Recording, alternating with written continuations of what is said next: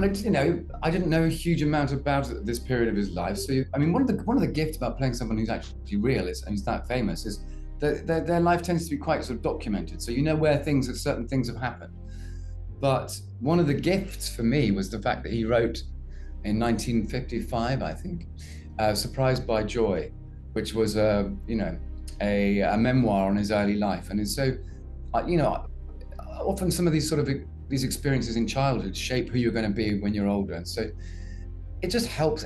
I just love history. I love the history as much as you can build up. And it shows actually when you're playing someone who's not real in a normal script, just how much you should be thinking about their life. Because I had bags of material, but you then also sort of have to throw it all away because I'm in a room with Freud. I'm in a room with one of the greatest actors of all time, which was just a joy.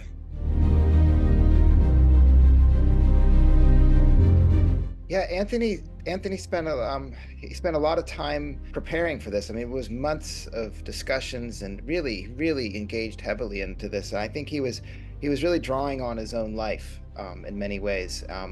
We talked about mortality a lot and this moment for him that's right before the end, and it's something as you get older, everybody's looking at more and thinking about more. So, well, Freud was a character, and we talked about this as well, which is that he had a great sense of humor, which was something I didn't know about before. But for Tony, I think it's sort of like, I don't know if he would like me saying this, but to me, the performance was almost like you have that somebody who's about to die. It's like you bring your dog to the vet, and it's going to be put down, and then they get up and they give you this huge big lick on the face, and you think, oh, I'm going to take them home, but they're not going to come home with you, and it's really sad and tragic. And I think that for Hopkins in this performance, he's curious about his own mortality. Is there a possibility that there could be something else? And so he's brought in this mind to have that challenge with, because he's always intellectually curious, but he does it with with his own personality. And I think Tony drew on the humor and just the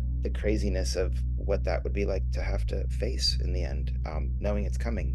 Well, that's one of the things that's really, because my father never had any interest in the church, but when he was dying, the vicar came around, the local vicar, and because it's a scary concept, death, isn't it? So it's something that's universal for anybody who's sitting in the audience.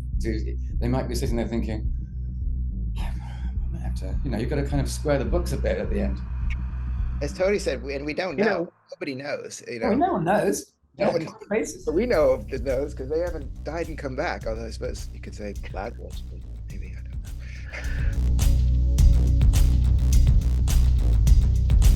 I think one of the great things about Tony was he did have that idea of, I'm going to constantly get back up. So there's this moment where he lies down on the couch, and then he's like, you think he's going to lie back, but he doesn't. He forces himself back up. He's not willing to die. He's not willing to go down. And I think that comes into this sort of manic state of his character, and it manifests itself, as you said, a bit in the blocking. And so he was making us, Tony was a driving force moving around, and Matthew was incredible in terms of going along for that ride with this madman who's about to die, so to speak. So it was fun. It made it much more engaging to me, I thought, as a filmmaker, to be able to create movement with the space. I wanted the film to have movement, and it felt more interesting to have it come out of the actors than just moving the camera to move the camera, so that was great. But it was a lot of most of that was done in preparation before we were shooting, so it was, and we didn't have a lot of rehearsal, but we were talking about it a lot amongst ourselves, I'd say.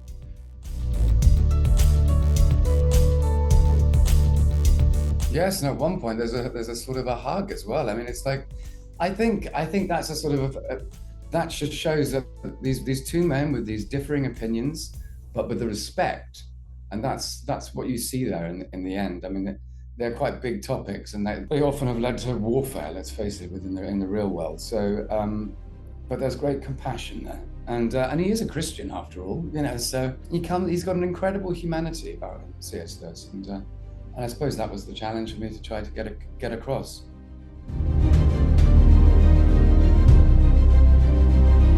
The best and worst. But I mean, every day was best, and the worst was when it finished. Yeah, I mean, the saddest day for me was when it was also the best day. So it was the same day, and it was the day we left the studio because we had 3 weeks in the studio together just with Matthew and with Tony, and they had built this closeness, and we accomplished it. We were doing about 7 pages a day at times, and that was miraculous. And then, so there was a sense of joy at that, but then it was really sad because we knew that was over.